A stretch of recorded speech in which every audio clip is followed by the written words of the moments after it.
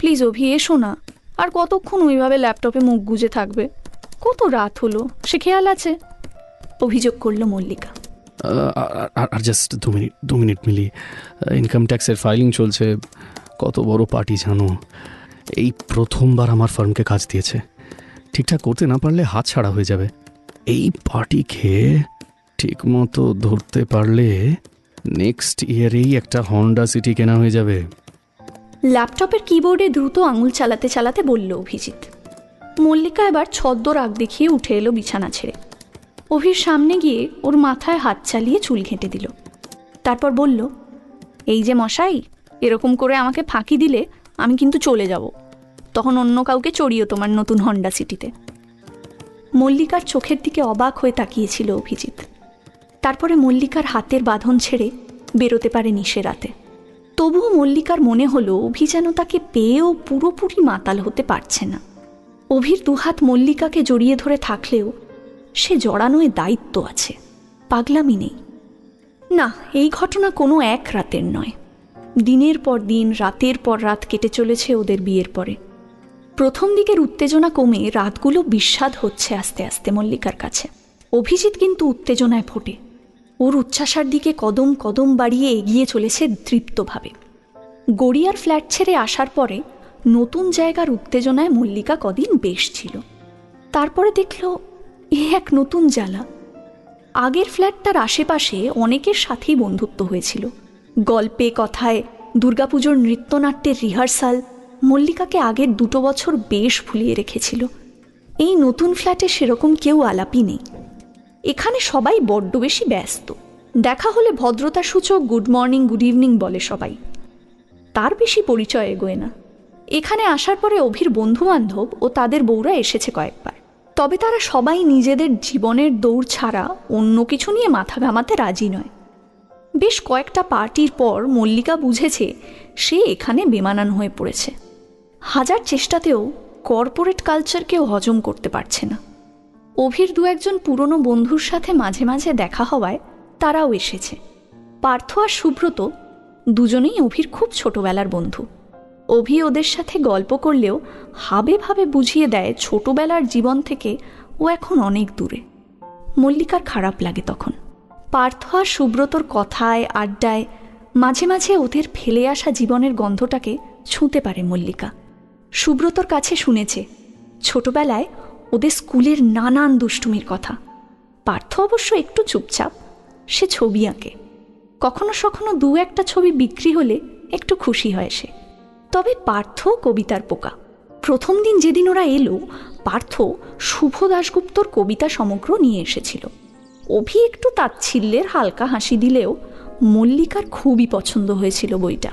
অভির ব্যবহার বোধহয় সুব্রত আর পার্থর কাছেও স্পষ্ট হয়েছিল। ওরাও আর বেশ কিছুকাল হলো আসে না। ঠিক দুপুর 3টে বেজে উঠল ফোনটা।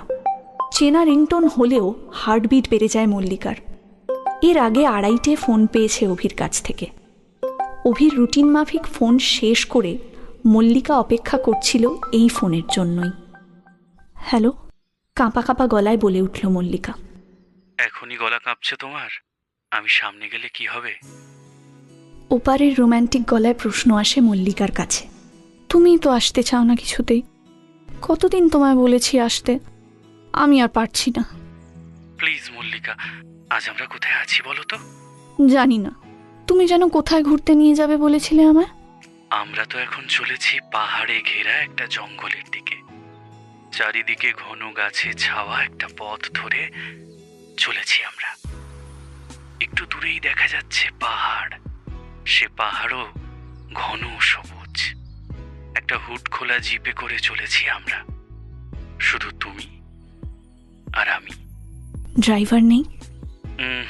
তুমি গাড়ি চালাচ্ছ, আমি তোমার দিকে তাকিয়ে আছি অপলক। তুমি নিপুণ হাতে স্টিয়ারিং ঘোরাচ্ছ পাহাড়ি পথের বাঁকে। মাঝে মাঝে তোমার অবাধ্য চুলগুলো এসে পড়ছে তোমার মুখের উপর। তুমি রাগের ভ্রুকুটি করে উঠছ তাদের অবাধ্যতায়। আর তুমি কি করছো মশাই? শুধু দেখেই যাচ্ছ আমায়? আমি তো এইমাত্র চুলগুলো সরিয়ে দিলাম তোমার গালের উপর থেকে। তারপরেই একটা ছোট্ট চুমু দিলাম তোমার গালে। ওহ, তুমি কি চাও গাড়িটা অ্যাক্সিডেন্ট করুক? গাড়ি চালানোর সময় চুমো? জানো না আমি ভেসে যাই তাতে। আমার হাতে স্টিয়ারিং যদি অন্য পথে ঘুরে যায়? হুম, যাবে না। চুমুটা না দিলে তুমি ভাববে আমার মনোযোগ নেই তোমার দিকে, তাতেই তুমি আনমনা হলে গাড়ি অন্য পথে যেতে পারে। বুঝেছি, রাস্তাঘাটে আর কেউ নেই, আমার গাড়ি চালানোর সুযোগে তুমি যা খুশি দুষ্টুমি করে চলেছ, কেউ দেখার নেই বলে। দেখছে তো, তবে তবে তারা মানুষ নয়। কয়েকটা হরিণ জঙ্গলের পথের ধারে দাঁড়িয়েছিল। ওরা ওদের কাজল কালো চোখ তুলে দেখলো তোমায়। তোমার রূপ দেখে লজ্জা পেয়ে এক ছুট্টে ঢুকে গেল জঙ্গলের ভেতরে। তুমি ছবি তুললে হরিণগুলোর? সময় কোথায়, তোমাকে মাঝে মাঝে আদর করছিলাম যে। বুঝেছি, আমার রূপ দেখে নয়, তোমার অসভ্যতা দেখেই ওরা লজ্জা পেল। ওদের লজ্জা পাবার কি আছে? ওরাও তো খোলা প্রকৃতির নিচেই নিজেদের প্রেম জানাচ্ছে, আদর করছে। ওরা ভাবলো দুটো মানুষকে দেখলাম যারা অন্যদের মতো ড্রয়িং রুম খুঁজছে না ভালোবাসবে বলে, তাই তো প্রকৃতির এত কাছে এসেছে। ওই দেখো ফাল্গুনি, একটা ঝর্ণা, তীর তীর করে কিরকম জল এসে পড়ছে দেখো। সত্যি তো। আর ঝর্ণার নিচে দেখো একটা সুন্দরী মেয়ে কলসিতে জল ভরছে। ঝর্ণার জল অবশ্য মেয়েটিকেও স্নান করিয়ে দিচ্ছে পুরো।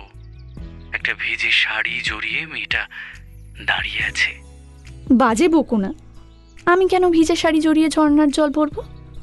আমি তো বেড়াতে গেছি, তোমার চোখ গেছে। না গো মল্লিকা রানী, তুমি নও, ও যে জঙ্গলেরই মেয়ে। ওকে দেখেই মনে পড়ে গেল আরণ্যকের ভানুমতির কথা। বেশ হতো যদি ওর কোলে মাথা রেখে ওর ছেলে মানুষই গল্প শুনতাম ওর কুটিরে গিয়ে। তোমায় আমি মেরে ফেলবো। আমি তোমার পাশেই আছি আর তুমি ভানুমতির কোলে মাথা রেখে গল্প শোনার প্ল্যান করছো? দাঁড়াও, তোমার হচ্ছে। ঝর্ণায় প্রথম ভিজবো আমি, আর আমাকে কোলে তুলে নিয়ে ঝর্ণার জলে দাঁড়িয়ে না ভিজলে তোমার কপালে দুঃখ আছে বলে দিচ্ছি। তুমি ভিজে গেলে ভালো লাগবে ঠিকই, কিন্তু আমার যে ঠান্ডার ধাত, শহুরে মানুষ যে, তাছাড়া ভেজা জামা কাপড় ছাড়বো কোথায়? কেন, কোনো পরিত্যক্ত ঘরদোর নেই জঙ্গলের ধারে?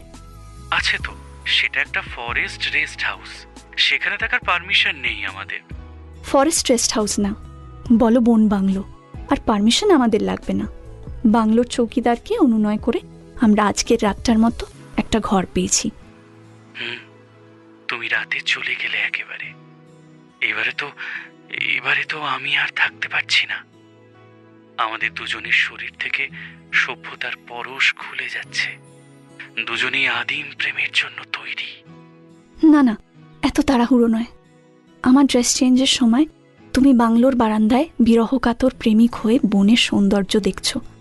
সামনের পাহাড়টার উপরে গোধূলির শেষ আলো এসে পড়েছে। সূর্যি মামা আজকের মতো ছুটি নিচ্ছেন। কথায় কথায় গড়িয়ে যায় দুপুর। ওদের মানুষ প্রেম চলতে থাকে মিনিট ঘন্টা পার করে।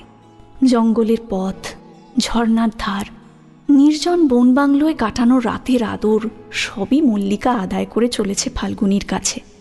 এই লেক গার্ডেন্সের ফ্ল্যাট তখন নেই ওর পাশে। মে মাসের দাবদাহের দুপুর নেই, রাস্তায় লোক নেই, শুধু আছে পাহাড়ে ঘেরা এক সুন্দর উপত্যকার জঙ্গলে ঘেরা জায়গা, যেখানে এক বন বাংলোয় ফাল্গুনির আদরের আবেশ মেখে ও ঘুমিয়ে পড়েছে শেষ রাতে। আর ওদের দুটিকে দেখে হাসছে আকাশের এক ফালি চাঁদ। তার মিষ্টি আলো এসে ভরিয়ে দিয়েছে বাংলোর সামনের উঠোনটা।